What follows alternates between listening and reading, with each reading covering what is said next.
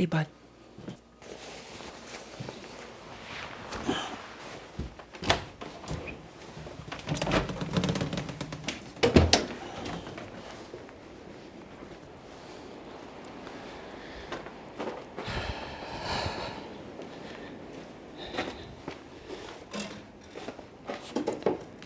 This is not something you need in sunny, hot Australia. Sure is pretty, though.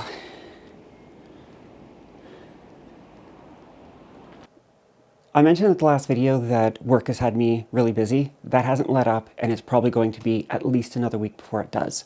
So this video is going to be a tying up loose ends video. The next video I want to put up, and what's going to become a new series, is building the Helm. I'm building an Arduino initially, and once I get it working, I'm going to port it to an STM32 with the help of Andrew, with the goal of making a smart, computer-connected Helm controls. So this is really rough. I don't even know if I can show this right now, but remember I was using the stone. Oh no, you didn't, because I haven't put that video up yet. So earlier I was using the stone to move the throttles. You haven't seen that yet. It'll be in the next video. This, full forward, neutral, full reverse. Obviously, this is a very dirty mock-up, but that's what we're going to be getting onto next. So for this video, I want to tie up loose ends. So here's a list of the topics I'm going to be talking about. If you're not interested in some of them, I will put timestamps when you can jump to them. There's also going to be chapters, so if there's any particular topics you're not interested in, you can click to skip. So the first thing I wanted to cover was a quick follow-up on the JK BMS. That video, I suppose I shouldn't be surprised. I was very upset, and it elicited a strong reaction from you guys as well. The vast majority of the posts were opinionated, not in a bad way, in a good way. And one of the things I realized I didn't do properly in the last video was to explain properly and clearly where my frustration came from with the JK BMSs. For me, for my use case, and for the use case of people who might be following this channel, I stand by the fact that these are bad BMSs and they shouldn't be used. What I want to clarify is that I'm not saying that they're bad BMSs for all use cases. For folks who are building power systems for off-grid garages, cottages, high up north, or RVs, or other types of installations where if something went wrong, you could pull over and get out, you could plug back into the grid, etc., etc. The feature to cost of the JK BMS is still unrivaled. I'm not going to deny that. I'm not going to pretend it's not. For what you get for the money, it's a fantastic balance. But in a situation like mine, where I'm going into a boat and I'm taking that boat far away from shore, their cavalier attitude to safety is not acceptable to me. And one of the reasons I was really upset is because I want this channel to inspire people to do something similar.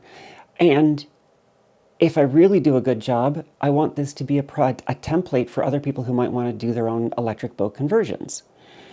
If somebody built their battery system and used JK BMSs because they saw I used it, and even if they ordered the exact same part numbers I did, who's to say that they're going to get the same BMS with the same feature set? Again, not to beat a dead horse, but that's one of the problems with JKs. When you see somebody on YouTube using one of your BMS or one of their BMSs, and you order the exact same part number, you may not get the same thing. So in that context, if something goes wrong on a boat, I can't pull over and get out. I mean, I can, but it's a life raft. And if I'm out in the middle of the North Atlantic or somewhere in the Pacific, it could literally kill me. And it could kill people who are trying to do the same thing. So then the question becomes, what BMS do I recommend? I don't know yet. To be clear, the BMSs I have seem to be fine, and it's entirely possible that this coming summer, when I put the boat in the water, I'll still be using the JK BMSs, but I will not be putting to sea with them. I need to use some time to figure out what I'm going to use instead. Anyways, I'm done with the JK topic. I hope I've made my point clear this time. If you're happy using yours, please don't interpret what I said to say that I think you are making a mistake by using them. I'm not. Everybody has to make their own risk-reward trade-offs, analysis, whatever you want to call it. So one of the comments I was a bit surprised to see a few times was that lithium iron phosphate batteries can go down to 2 volts and up to 4.2 volts without damage. Apparently, with older versions of lithium iron phosphate, that was indeed the case. But as I understand it, and fully admitting up front, I have not done any kind of heavy research to confirm this, but building on the comments I saw, back in the old days, lithium iron phosphate had a much wider voltage range. As I understand it, they tightened up the voltage range because there was so little energy available in those extremities that the additional wear on the batteries just wasn't worth it, so they've tightened it up. In any case, I can only go by what the spec sheets say for the BMS or for the batteries I bought, and they say stay above 2.5, stay below 3.65. So if a battery went outside of that, as one of mine did and dropped down to 2 volts and appears to be okay, more on that in a moment, maybe going up to 4.2 volts wouldn't have damaged it, wouldn't have caused it to swell. But the spec sheet says not to go over 3.65, so that's what I have to stand by. And so I still suggest, again, my position, going below 2.5 and going above 3.65 is dangerous. Maybe you'll get away with it, like I did when I dropped to 2 volts, but it's not worth the risk in my mind. So another comment that came up multiple times about the JK bug, again, that topic is done, but it was an interesting technical question, was, well, if you set your charger to a proper voltage, the battery cells won't ever go above whatever that voltage is divided by 16, in the case of a 48. I understand where that's coming from, but I disagree. Consider, we know that lithium iron phosphate has an extremely flat voltage curve, dropping off rapidly at the end and spiking rapidly towards the end of charge. So imagine a scenario where you had all of the cells at 3.3 volts, but one of the cells was high. Say that you decided that you wanted your charger to stop charging when the average cell voltage was 3.55 volts. That would mean that you would set your charger's disconnect voltage, or to stop charging voltage, at 56.8 volts, 3.55 times 16. Imagine now that one of the cells had fallen out of balance and had more of a charge than the other cells did. If you still have all of your cells at about 3.3 volts on average, 15 of them, that's 49.5 volts. So if you have your charger set to stop charging at 56.8 volts, and 15 of the cells are still sitting at 3.3, averaging 49.5 volts, that's a 7.3 volt difference. A charger cannot see the individual cell voltage. So you could have 15 cells at 3.3 volts, and then have the 16th cell, in theory, go as high as 7.2 volts. And that's definitely going to do damage. I know there's still a certain subset of people who say you don't need a BMS on a battery. Again, I am not here to tell anybody that the choices you've made are wrong. That is not my role, that is not my interest, that is not my intent. I can only speak my mind and my opinions. In my opinion, if you don't have a way of watching the voltage of each individual cell and cutting off the charge or discharge when the one out cell hits one of the two limits, you're going to damage your battery eventually. And if you do have the ability to monitor at a per cell basis and control charging and discharging, you have a BMS. Victron is very unique in that they have an external BMS. And they do this for a couple of reasons, as I understand it. Victron has an entire ecosystem, all of it with the ability to talk to each other either directly or through the Serbo GX. So for Victron, who wanted to build lithium iron phosphates that could honestly be drop-in replacements for lead acid and AGM batteries, it made sense for them to not have the ability in the individual battery to cut off charging and discharging. Because to do that, you have to use a contactor, which could weld its terminals shut, or you have to use FETs, which have an upper limit of how much current they can handle. If you try to turn over a diesel engine, that inrush of current could easily be high enough to cause damage. So they have opted to have basically a little balancer board inside of each battery and an ability to monitor the individual voltage. And you can buy the external BMS. And what that can do is it can monitor the individual voltages of the cells inside of their batteries. And if they get to the limits, they can ask their inverters, their chargers, their MPPTs to stop. And I would assume some ability to disconnect loads as well. Victron can get away with that because they have an entire ecosystem. And because a lot of commercial vessels, they just only use Victron, full stop, or people who just have a lot of money. So they can get away with it. For most of us, we can't. Now, I know some folks are probably saying, oh, but my BMS talks to my inverter, to my charger. Excellent. Now consider a situation where you have a parallel bank. I'm going to have that. 7 batteries in parallel. If I relied on the BMS to talk to the charger to say stop charging once the first cell hit its top voltage, that's going to cut off charging for the entire array of batteries. So if I do that, yeah, it would work and it would be safe, but I'd be losing a lot of charge capacity. Similarly on discharge, if I was able to disconnect my loads. In my mind, and I know I'm a little backwards on this for most people, a lot of people say your BMS should be your last line of defense. In a multi-pack parallel installation, I would argue that you want to still use your charger as the first thing that disconnects, but it has to be set at a relatively low voltage to be able to do that. Realistically, you need to rely on your BMSs to cut off individual batteries if they fall out of spec from the rest. You don't want to have all of your capacity, all of your batteries limited by the weakest of them. The next topic is one that I find really fascinating, and several people recommended this, and I think it's a brilliant idea, but I'm not going to do it. Why?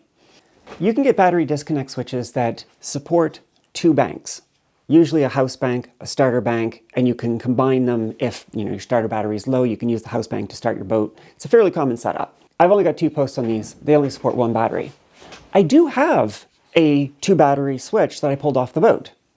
I tried to find it before this video, but I don't know where it's gotten to. So here's a picture of one. Their recommendation was put the Precharge resistor on battery bank 1 so that when you start to rotate it, you go through battery 1, which connects the Precharge resistor and starts precharging the capacitors. Stop there for 5 or 10 seconds and then move over to 2, which actually connects the batteries. The reason I'm not entirely enamored with that is I could see myself, because I can be a dumbass sometimes, going 0, 2, and just zip right past 1. There's nothing that really holds the Precharge resistor in that one position. I have to know to do it. So I'm going to have a switch specifically for connecting the inverter charger. My current plan is I'm going to put a cover on it. So lifting up the cover will connect the Precharge resistor. The reason I prefer that approach is the time it's going to take me to lift it and then go down and grab the switch and turn it, even if I'm completely brain farting and forget to do so, is probably going to be at least a second or 2. The majority of the inrush is already over. Realistically, you want 5 or 10 seconds. When I was watching the voltage, it took about that long to get all the way up to 48-ish volts. But the worst was over in the first couple of seconds. So I'm leaning towards that. I'm going to put a lid that flips up, connects the Precharge resistor, and when I close the lid, it disconnects the Precharge resistor. That said, thank you to everyone who made that recommendation. It was an absolutely brilliant one. I love that idea. Just not for me because I know how I can be sometimes. All right, I think the last thing to tie up on the loose ends is the capacity. At the end of the last real video, I seemed pretty disappointed that I pulled about 13.7 kilowatt hours out of a battery that I was expecting 14.3 kilowatt hours. Again, many of you were amazing and posted comments, and the common theme was, look, lithium iron phosphate degrades about 2% per year, per calendar year. These batteries are about 2 years old now, since I got them, and they were older than that from when they were actually made. So if you take 4% off, let me see, I need to do some maths. 14,300 times 0.96, 13.728. So given my batteries are 2 years old and a 2% degradation per year seems to be about right, that is pretty much spot on what I'm getting, which tells me my batteries are fine and my batteries are healthy. Now, one of the other comments I had not considered, which I thought was brilliant, and I don't think it impacted this one, but it's a worthy one to talk about, is the temperature. When I last did the capacity tests, I believe it was during the summer. So the house would probably be sitting around 21, 22 degrees Celsius. In the winter, I keep the house at about 18, 19 degrees Celsius, and that's upstairs where I am right now, where the thermostat is. Down below, heat rises. It's probably closer to 15, 16 degrees, especially in the server room when the servers aren't running. When the servers are running, it gets a lot warmer in there. But I digress. Oh, hey, Kepler. Do you want to say hi?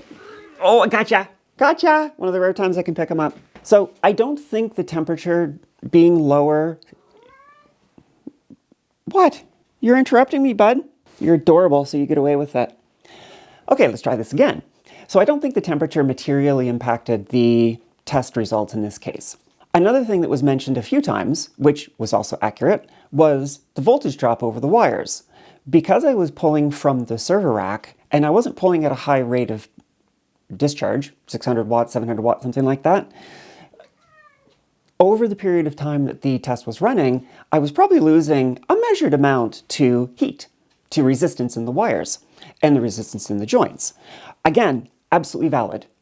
But I don't think it was material. Again, if you assume 2% capacity loss per year, over 2 years, 13.7 is pretty much smack on.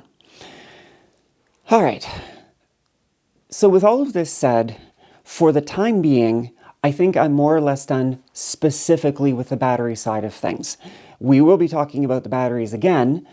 So the last topic I want to cover, if I can stop being distracted by Mr. Kepler here, I'm going to pick you up again. Is that what you want? I know you don't. Ha-ha! Captured again. A year ago, that would have caused my face to be shredded. All right. My broker has been going above and beyond. I'm at a loss for words at how hard he's working to try to find me insurance. I believe I mentioned, but if not, my current insurance, I reached out to them to say, I'm about to start the conversion. Is this going to be a problem? Oh boy, was it a problem. They wrote back in no uncertain terms and with no questions, saying that as soon as I start the conversion, I need to find a new policy. So I'm on hold. I can't pull the engine. I can't install anything. I've covered this before. He has been reaching out to multiple brokers, all of which initially said no. He's been working his contacts at different underwriters to say, listen, please, can I get somebody to take a look at this potential policy? This person deserves a second chance. Again, I can't speak highly enough of my broker. I hope when everything is said and done, I can actually do a video with him so I can talk to him about the whole process of getting insurance on a project like this. But that's for down the road. He has had one company who originally said no. They said, okay, we'll consider covering the boat after the conversion is done. So they want to see that the conversion is done and they want to see that it's passed a survey. Now, this brings the question of, for the current policy, when do they define the start of the conversion? People pull their engines out for service fairly frequently, and that doesn't usually cause the end of insurance. So he's working that for me right now to figure out, when does my current policy end? If this insurance that I'm looking at comes through, and there's a wrench in it, I'll mention in a second, assuming that they cover me when the conversion is done, how do I define the borders? What defines the actual conversion process? He's trying to get clarity for me for that now. After that, this company was saying, okay, well, we want to make sure that they have at least 5 years, they being me, at least 5 years experience on boats this size. My experience with boats this size started in the summer of 2019 on Sailing Zora. It's an old channel that hasn't been active for a while, but Reese was one of the big reasons I got into sailing. It was on his boat that I got bit by the bug. He has a 38-foot sailboat, which is currently down in Jamaica, I believe. Him and Neve are doing quite well. Anyways, one of the things I was asking the broker was, if I had bought the boat and just sat at the dock for 5 years and did minimal sailing, I would technically qualify for this insurance. Where I didn't do a lot of sailing at first, but in the last 2 years, I've done a lot, I've passed a lot of certifications, and I've got 800 documented nautical miles under my keel, including that big trip home, documented, where I had multiple issues, all of which I was able to resolve. So he's taking all of this back to the company and trying to see if everything being mentioned above board, I'm not the kind of person that tries to play any games, if that will be enough to qualify me for insurance. If it doesn't, he said that a second company that had originally said no has also come back and said, okay, let's look at this. As my broker said, electric sailboats are becoming more popular, and insurance companies seem to be starting to realize that they can't simply hand wave people and say, no, we're not going to cover electric sailboats. The numbers are going to grow, and they see that. So as it stands right now, I am cautiously optimistic, but it is still an unresolved problem. Okay, so starting next video, as I mentioned, we're focusing on the Helm controls. The channel is going to get real nerdy. As I mentioned earlier, I've already got some footage filmed where I got the basics of this working. It's got bugs. Of course it does. It's software. I'll solve it. But it's going to be probably a bit of a break on the actual battery and BMS content as I turn my focus to the controller and the motor and the Helm controls. There will absolutely be more battery content when it's time to start setting up the boat, once I got the insurance thing sorted out. But yeah, for the next little while, we're going to be playing with Helm controls, Arduinos, and eventually STM32s. I'm starting with the Arduino because even that feels a little over the top, but I've got my friend Andrew, who you've seen in the past, who has told me that this is not going to be beyond what I can learn, certainly beyond where I am right now. I'm really excited about that. So the next video, I hope next week, but I can't promise because again, work is really bad. We're on to the Helm.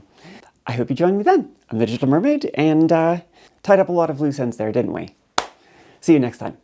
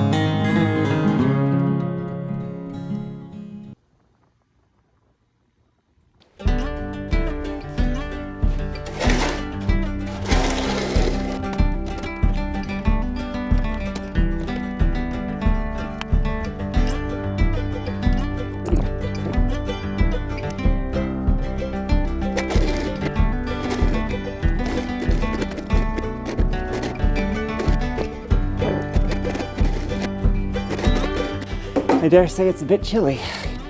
Would you believe I don't know where my toques are? Oh well.